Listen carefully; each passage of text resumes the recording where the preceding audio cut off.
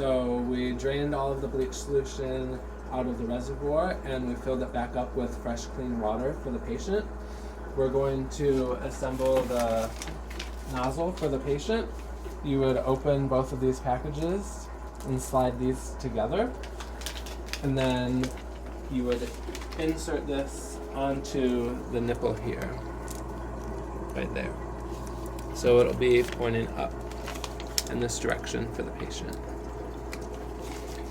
You'll then use a little bit of petroleum lube and apply that to the end of the nozzle. That way it inserts more comfortably for the patient.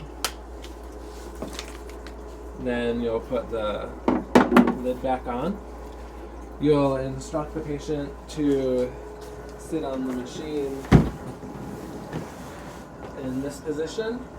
They're going to self-insert the nozzle about 1 inch, which is about the length on your pinky finger to your first knuckle. Once the patient has that inserted, they will let you know and you'll come back in the room to turn the flow on for them. In order to turn the flow on, you just simply hit that button and water will start flowing into the patient.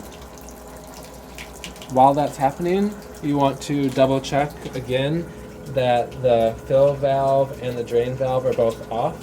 That way we're not adding or taking extra water away from the tank during the procedure. If you need to adjust how fast the water is flowing into the patient, you can do that with this valve here.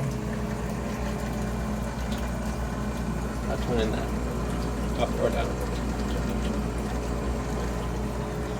The patient will be able to see through the mirror right here everything that's being discharged out of them down that tube.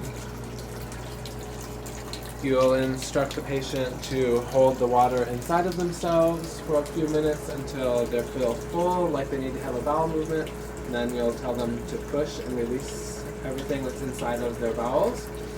The lever here is a flush lever. You can instruct the patient to use that as needed. If solid material gets stuck in this discharge tube here, then they can turn that flush lever on in order to push things through. You'll let the patient continue until the reservoir runs out of water, and then you will turn the flow back off and instruct the patient to get off. And now you can begin your cleaning procedure steps, which is very similar to our setup steps in the morning. We're going to add bleach back into the reservoir, fill the reservoir all the way up with water, and then drain all of the water out.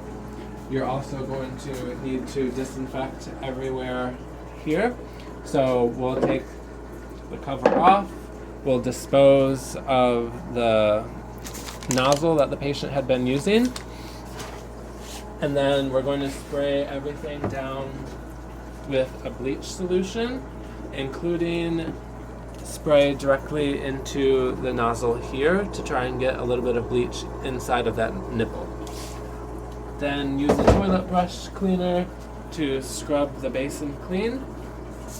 If there is solid material in the basin before you start cleaning, which there usually is, you'll use the nozzle here to spray it clean. The lever on the side here controls whether this nozzle is on or not. After you've wiped that down and rinsed it with the bleach, then you'll use the DZ7 cleaning solution, apply that here and to the entire basin, let it sit for 5 minutes, and then rinse it off.